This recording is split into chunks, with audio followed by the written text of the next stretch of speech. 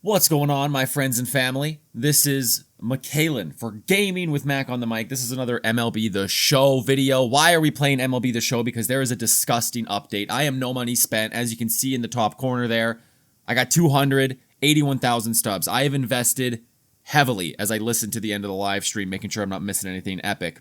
I don't think I will be. I think they're pretty much done. But right now, the time as of recording this is 12 minutes before the allotted time for the update. So the update should be happening shortly. This is just a no money spent update. I'm going to go through all the new cards that they added, the ones that I think you should be grinding out first. And then hopefully, on a personal note, I will be unlocking Carlos Beltran in this video. So stay tuned. We'll see what the update has for us in terms of our investments. The real big one I'm hoping for, Jacob deGrom.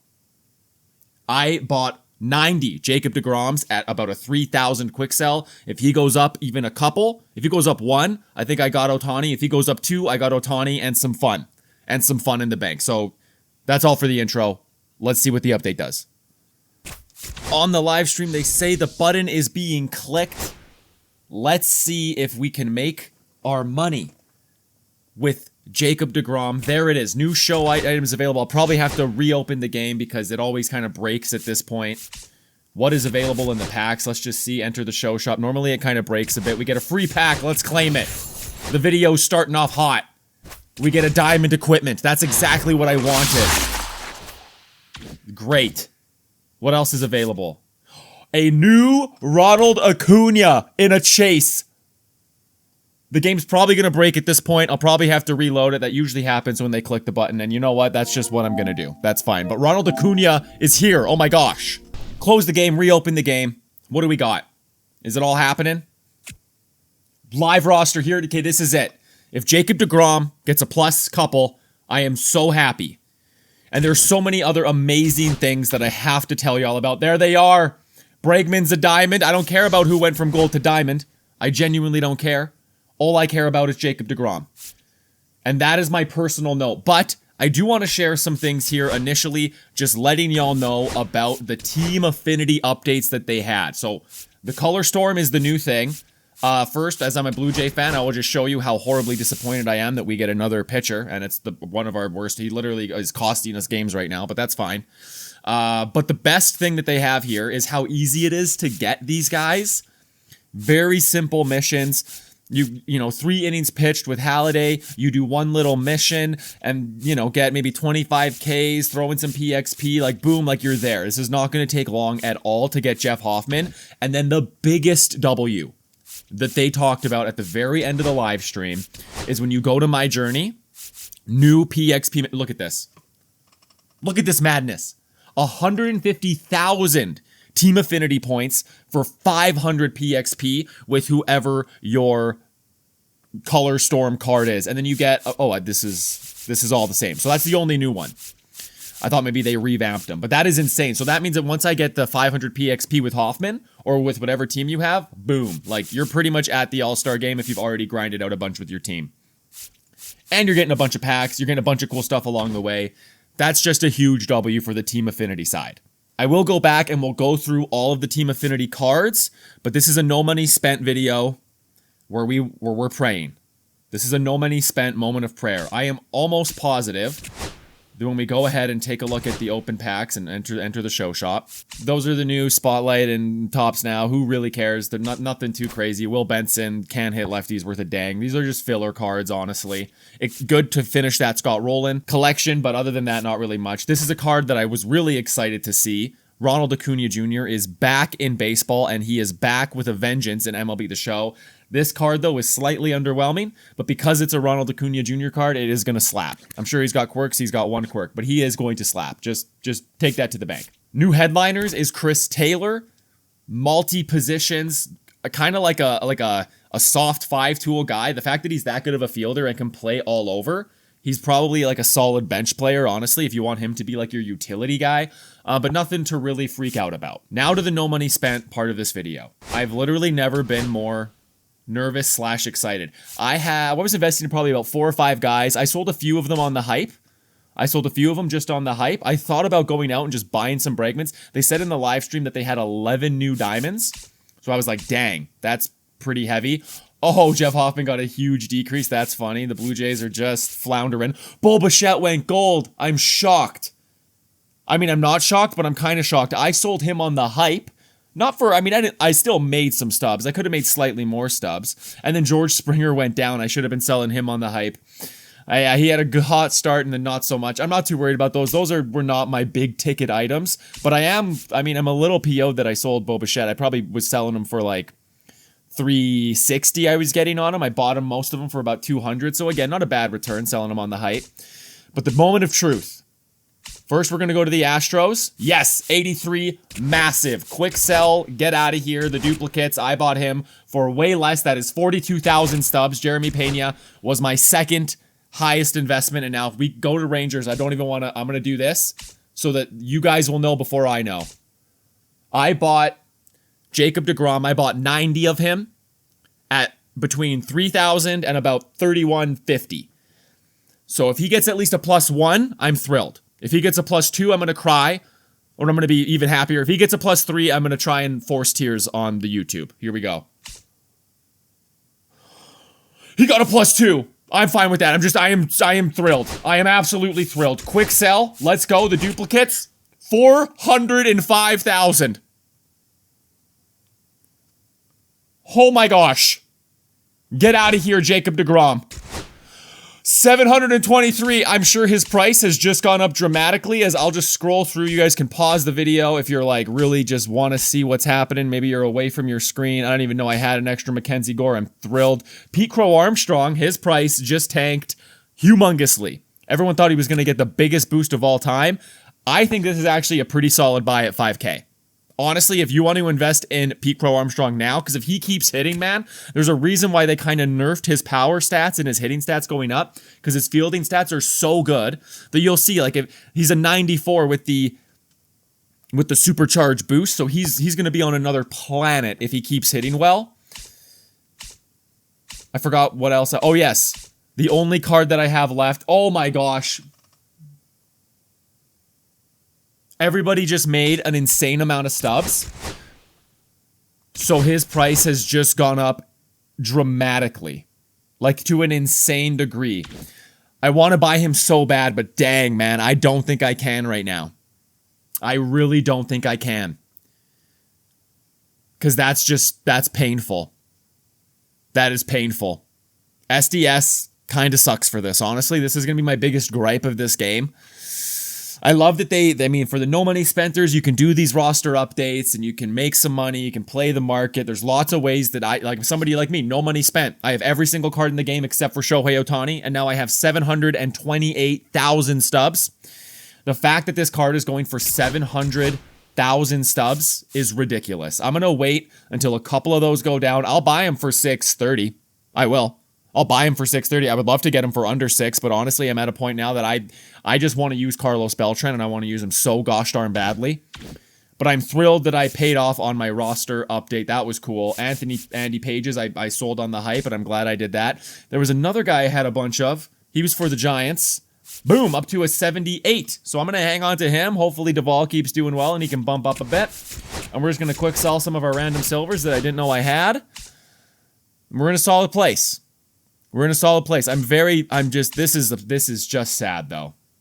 I'm going to wait for that to drop down a bit. I will get gameplay on the channel with Carlos Beltran in a couple days. But I cannot feasibly do it despite having the deepest pockets I've ever had in this game now. Thanks to Jacob deGrom. God bless you, good sir. Okay. Now let's go through the actual cards. Oh, is there an actual new program too? I'm like a kid in a candy store with dentures. Oh, the May Spotlight card. Sure, we'll talk about this guy again. You know, a solid first baseman, but you know, if you're not a fan of the Giants or Wilmer Flores, like, why do you care? Pretty much just fodder to complete the Scott Rowland thing, the collection. But let's go through now and talk about all the team affinity cards and what I rank them on a scale of D to S, right? Like the tier list ranking. We're just gonna start with the Yanks and just work our way through, as it takes a million years to switch over here. The Yankees. Very good starting pitcher. Huge pitching clutch. Like a good for good skilled pitchers. I'm going to put this guy at like a B tier because he only has a 4-pitch mix. But remember, all these guys do have power boosts as well. So Luis Gil is going to get a B for me. The Orioles. Colton Cowser. This card is like a... not great for my type of gaming. I prefer to have the contacts higher than having this amazing power versus righties when he's kind of nullified versus lefties. He's a guy that they're going to bring in lefties for. And what makes this guy a C tier for me is his clutch. His clutch is absolutely garbage. He's a good fielder, but honestly, just not for me. Boston, they get Masataka Yoshida. This is like a fun DH type card. Garbage in the field, but he's got really high contact versus righties and is still usable against the lefties. He can go lefty-lefty, and he's got good clutch. So like as a DH card, if you're a fan of lefties, this guy's great. I'm going to give him like B+. Not quite in that A tier, but this is like a solid play. For the Tampa Bay Rays, we got Josh Lowe, or Josh Lau, whichever Josh this is. This is actually like, for skilled players, this is like an A tier card. Because he's got the fielding stats. Like, he's not great, but he's good enough that he can play in the outfield. He's got some of that speed. He's got good enough contact versus both sides. A little bit of the pop versus both sides. Clutch is he's kind of like, if you're good at the game, you're going to love this card. Because he is very even across the board. I'm going to give him an A-. An A-. Now moving on to my Blue Jays, and we're going to go completely out of order from here on out because that last screen was leggy as heck. This is a great card. This is a great card, but I hate it. You know what I mean? It's a great card, but I hate it. 2 pitchers for the Blue Jays with the captain boost, and that's just upsetting. I was really hoping we get a goon hitter for my Jays, but honestly, this is like a good card. It's just a good bullpen arm. Give him like an A just because he is a hard throwing bullpen arm. There's no way this card doesn't make your bullpen, except with the cards we're about to see, maybe he doesn't anymore. Once you get all of these cards, because some of them slap. Moving over to the NL, JT Realmuto. This is an A card across the board. This is like just an A right in the middle. He's like a 5-tool catcher that can pretty much do everything.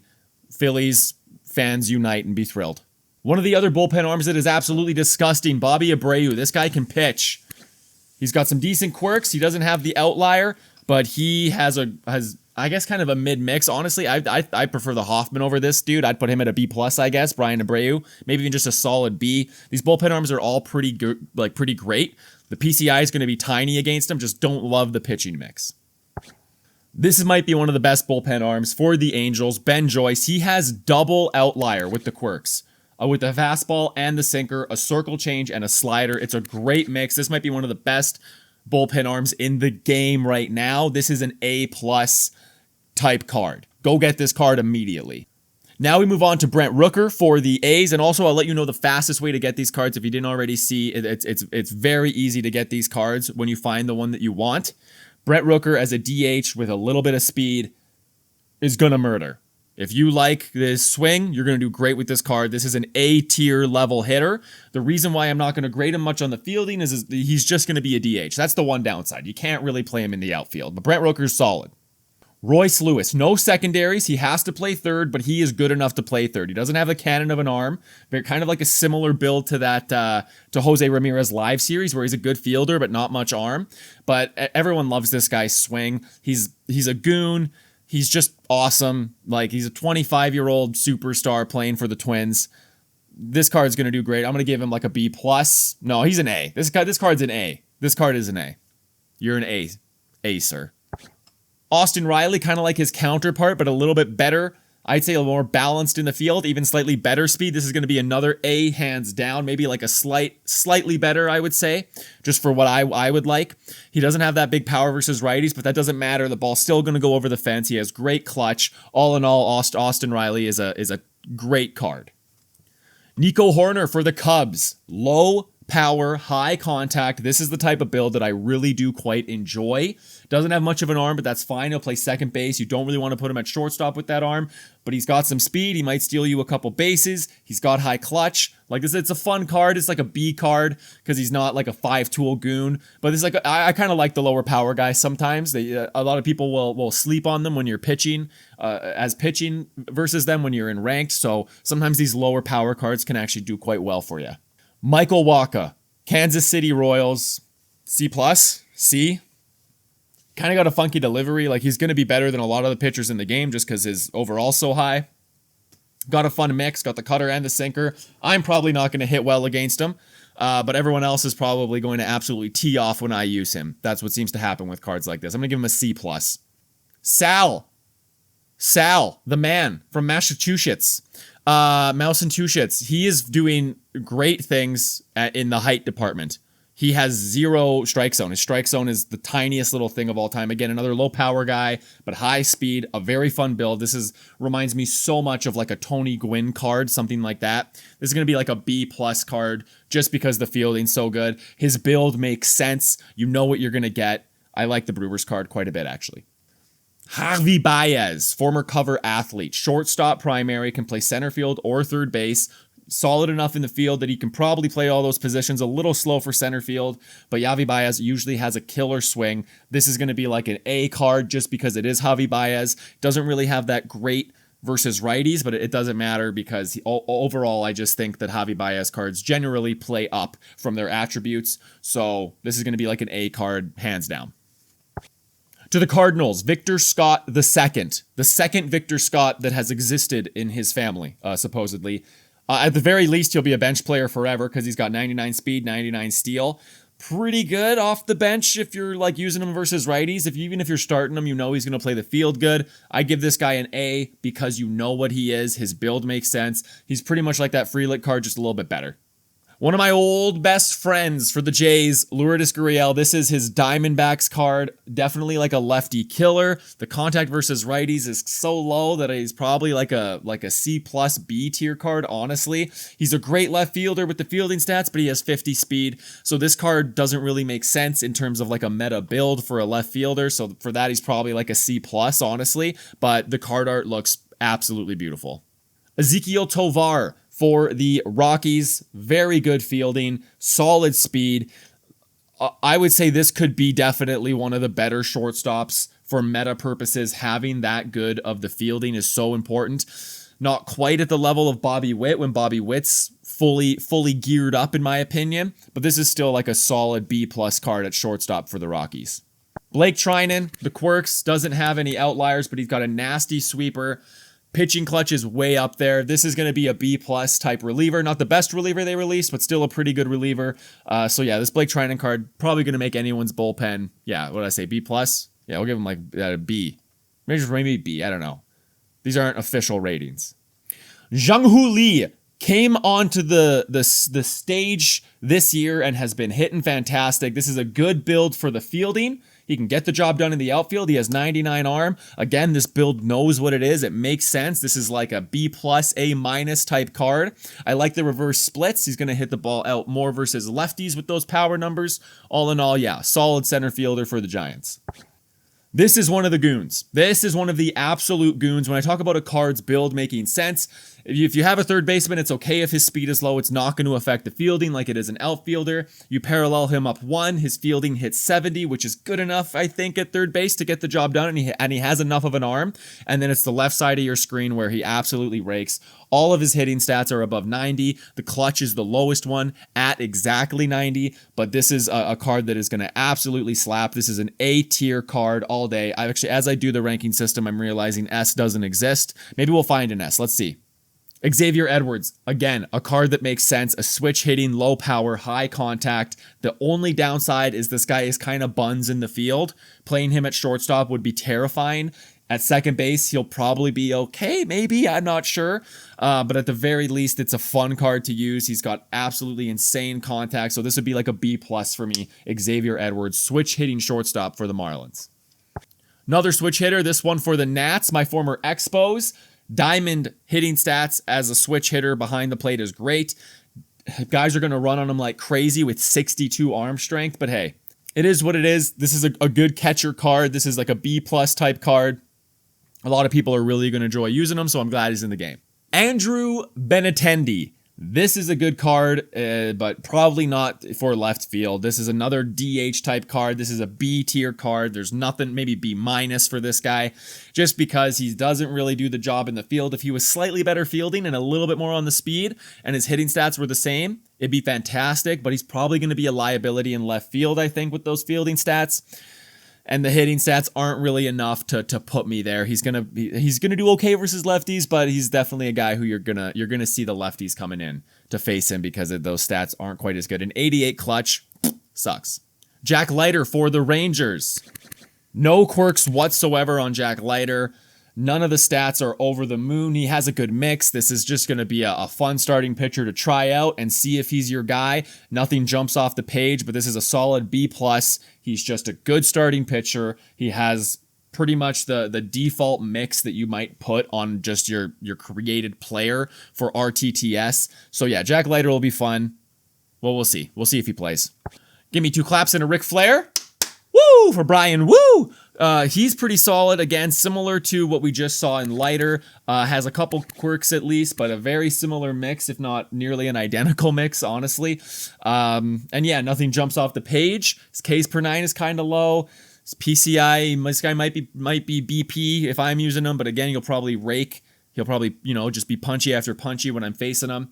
But yeah, solid like B card. Nothing really too crazy with Brian Wu. Nick Lodolo, one of the rare left-handed throwing pitchers that we'll see in this game. A couple quirks, has break outlier, which is good for his slurve especially. Yeah, very similar. Like I'm glad none of these pitching cards seem too OP in Team Affinity, but still a very good card to use, no doubt, for the Reds. Nick Lodolo, give him another B-. A lot of these starting pitchers are just kind of bland, which is good. But also it just means that the Randy Johnsons are just going to continue to wreak havoc. That 91 Randy Johnson is probably still one of the nastiest pitchers I've ever faced in the game. And this Nick Lodolo, let's be real, isn't even going to come close. Jared Jones just came down with an injury. This might be one of the better pitchers that they have out there. No quirks on him, but the pitching clutch is high. He's got the 99 velo. Everything else is kind of mid. So yeah, again, one of the guys that might be BP. We'll have to see. He's a fun card. Did they give him? Yeah, they gave him some hitting stats, which is always fun. They'll never come up, but we can try and do a challenge maybe where we try and hit a dinger with Jared Jones. Either way, all in all, another B-type card. Nothing too crazy for the Pittsburgh Pirates. Only 2 left now. This is Jake Cronenworth, second baseman, lefty swinger. Again, this guy's build makes perfect sense. He's a great first baseman. He's a good second baseman. He doesn't need a big arm playing either of those positions. His speed, once you parallel him up, he's like, he's not fast, but he can run, and his hitting stats just make sense across the board. This graph looks nice. This is going to be like a B card, maybe B+ or A.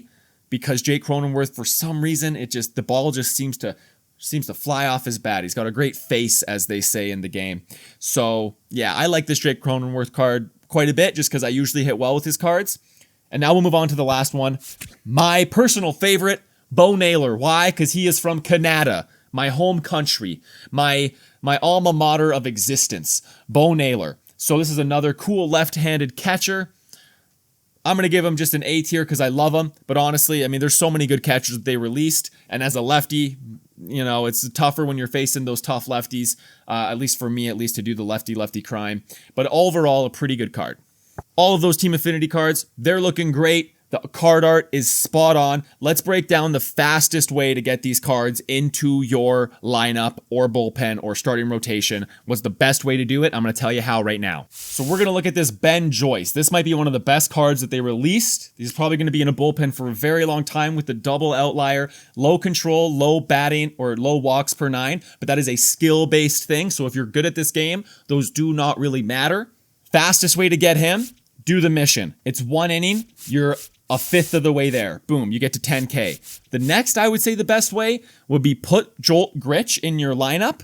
Go into mini seasons where you're playing on an easy difficulty. All you need is 5 hits. It'll probably take you, a few games. Or just go into a play versus CPU, play some conquests, those sorts of things. That'll come up really easy. These are the 2 that you probably won't hit. The ones that you might get quicker are Angels pitchers and Angels hitters.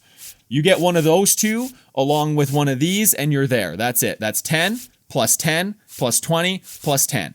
So this probably will not take you very long. I would advise making an entire team of Angels, going into mini seasons, and you're going to get there. Now, if you are a psycho grinder like me, and you're like, I don't want to get just one card fast, I want to get all the cards as fast as possible, rather than just dialing in, making a team build of just Angels or just Blue Jays or just Yankees, you're going to want to do something like this.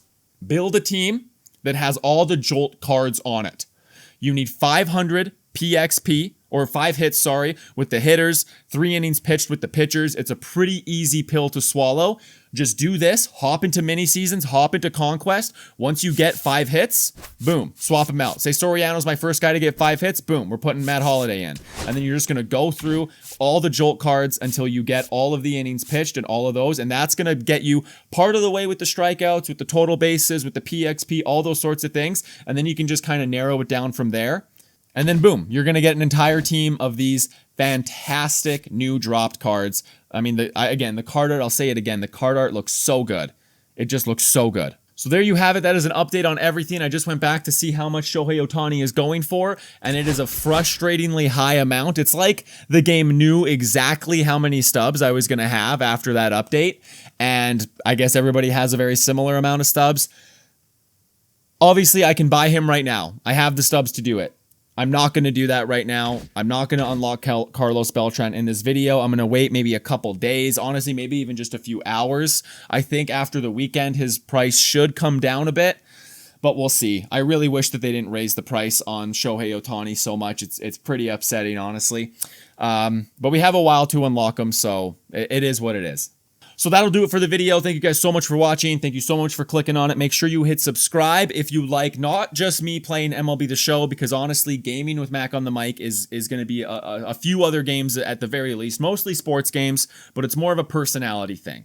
If you like my vibe, then you'll like the channel. Road to 500 subscribers, so make sure you hit that subscribe button because I check all the time and it makes me so happy to see that I have a new subscriber. 500 is right there. I think we're like 31 away as of recording this, so be sure you do all those things and just beat the crap out of the buttons. If you see a button that's like, I want you to just beat it up. If you see a subscribe button, I want you to punch it so hard that you subscribe. Anyway, we're rambling, and that's going to do it for the video. We will see you in the next one. Adios.